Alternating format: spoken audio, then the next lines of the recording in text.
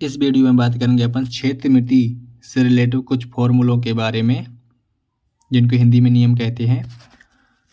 तो इससे रिलेटिव जो भी क्वेश्चन आते हैं तो वो भी आसानी से बन जाएंगे। ये फॉर्मूला अपन को मालूम होने चाहिए।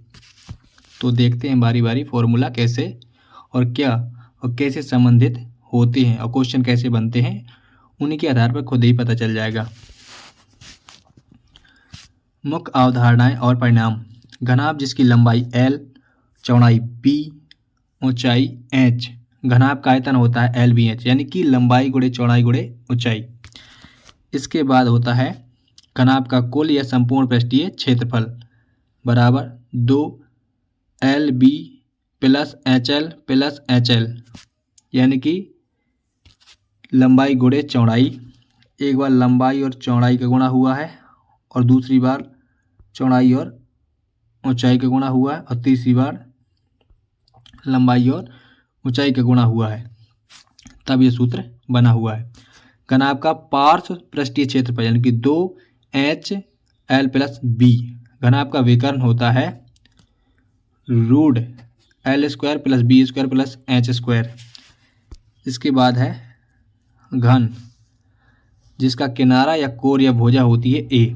घन का आयतन होता है A की घात 3, यानी कि भुजा की घात 3, भुजा की घात 3। ठीक है, ऐसे भी लिख सकते हैं। घन का पार्श्व पृष्ठीय क्षेत्रफल होता है 4A², यानी कि 4 भुजा स्क्वायर।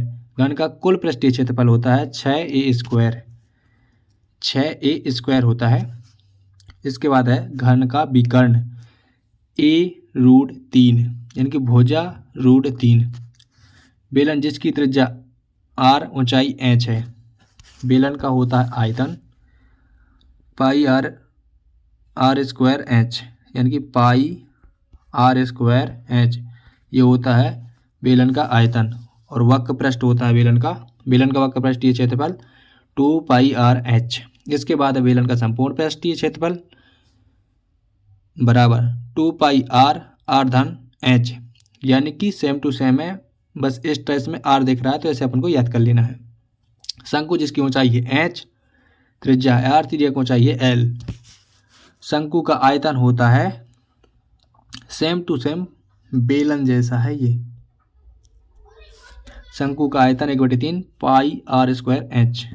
इसके बाद है शंकु का वक्र पृष्ठीय क्षेत्रफल πrl। इसके बाद शंकु का कुल पृष्ठीय क्षेत्रफल πrl/r।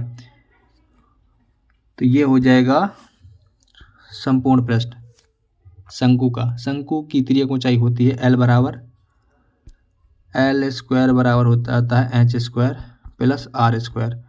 तो ये इसलिए आ जाता है क्योंकि मतलब कि इसमें रूट लग जाता है। रूट लगेगा तो फिर ऐसा लिख सकेंगे। ठीक है। और इसके बाद है गोला जिसकी त्रिज्या r होती है।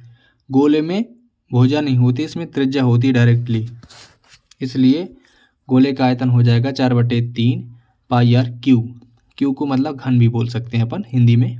गोले का पृष्ठीय क्षेत्रफल होता है 4πr²। इसके बाद अर्धगोले जिसकी त्रिज्या है r, इसका हो जाता है 2/3 πr²। 2/3 πr², यानी कि सेम टू सेम गोले जैसा है अर्धगोला। क्यों है? क्योंकि आधा तो हो गया है ये, 4 के आधे क्या होती है 2, तो यहाँ पर 2 लिखा है 2/3 πr²। अर्धगोले का वक्र पृष्ठीय क्षेत्रफल 2πr² हो जाएगा ये वाला। ठीक है।